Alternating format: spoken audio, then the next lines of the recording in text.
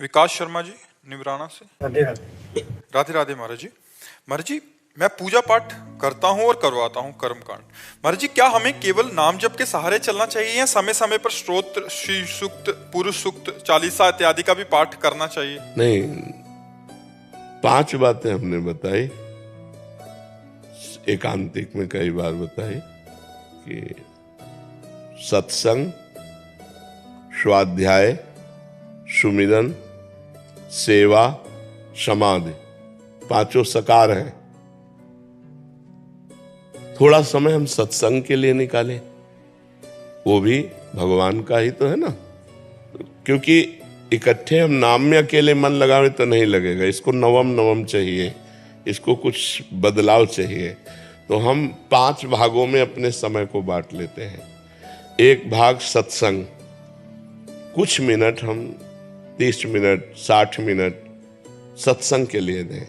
अगर हम सत्संग में रोज नहीं जा पाते हैं तो आजकल यंत्र है, मोबाइल से सर्च करें, हमें जो अच्छा लगे, जहां ऐसा समझ में आवे कि शास्त्र सम्मत सत्संग हो रहा है, जिसका कोई ताल्लुक नहीं है, शास्त्र से मतलब नहीं, बस एक मनोरंजन, वो प्रथम श्रेणी के जो एकदम बिल्कुल शून्य है, उनके लिए तो चलो, इनको का नहीं आता स्कूल में तो पहुंच गए, लेकिन जो सत्संगी है उनको तस्मात् शास्त्रम प्रमाणम थे, शास्त्र प्रमाणित बात होनी चाहिए।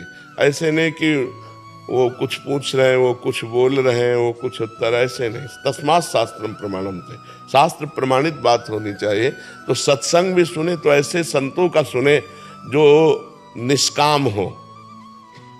अर्थ की लोलुपता में अर्थ बदल जाता है, शास्त्र कह रहा है कुछ और उसको बदल के बोल रहे हैं कुछ, क्योंकि अर्थ की लोलुपता में अर्थ बदल गया, शब्द का अर्थ बदल गया। अर्थ माने धन, धन की लोलुपता में शब्द का अर्थ बदल जाता है, बनावटी शब्दों का प्रयोग करके लोगों को लुभायमान करते हैं, वो सत्संग नहीं होता। सत्संग होता है जो सर्व संगोपहो हिमाम सत्संगा, जो समस्त विषयों का, समस्त दुर्गुणों का, समस्त संगों का त्याग करके भगवान से अनुराग पैदा कर दे, उसे सत्संग कहते हैं। बिन सत्संग विवेक न होई और राम कृपा बिन सुलभ न सोई, भगवान की कृपा से ऐसा सत्संग मिलता है। तो पहला जैसे सत्संग, अब दूसरा स्वाध्याय, हनुमान चालीसा का स्वाध्याय, श्री सूक्त का स्वाध्याय, दुर्गा सप्तशती का स्वाध्याय, और भी जो भी शास्त्र हैं उनमें जो पढ़ना चाहते हैं आप, वो स्वाध्याय कर सकते हैं। तो सत्संग, स्वाध्याय, अब सुमिरन, नाम जप का सुमिरन, मंत्र जप का सुमिरन, गुरु के जो निकले हुए वाक्य हैं, महावाक्यों का सुमिरन, सेवा, हमारे शरीर के द्वारा माता पिता की सेवा, अपने गुरुजनों की सेवा, भगवान की सेवा। प्रायः हर गृहस्थ अपने घर में भगवान विराजमान रखता है, तो सेवा।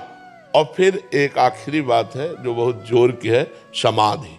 समाधि का तात्पर्य होता है एकांते सुखमास्यताम, एकांत में सुखासन में बैठ करके और मन की गति को देखना, छोड़ दिया, एकदम छोड़ दिया, कहाँ जा रहा है, जहां जा रहा है वहां देखो क्यों जा रहा है, हटाओ उसको, वहां से हटा के अपने लक्ष्य पे लगाओ। चित्त वृत्ति का निरोध करके परमात्मा में लगाना ही योग कहा जाता है। और धीरे धीरे धीरे धीरे शांत, नींद ना आने पावे, तंद्रा ना आने पावे।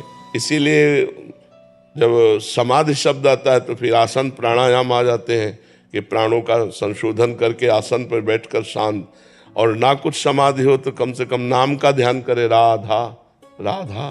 तो ये 5 बातें, जैसे सत्संग, सुमिरन, स्वाध्याय, सेवा और समाधि, ये 5 बातें ना, तो इन 5 बातों में आप 5 स्वीकार कर लीजिए तो आपका संपूर्ण भजन होने लगेगा।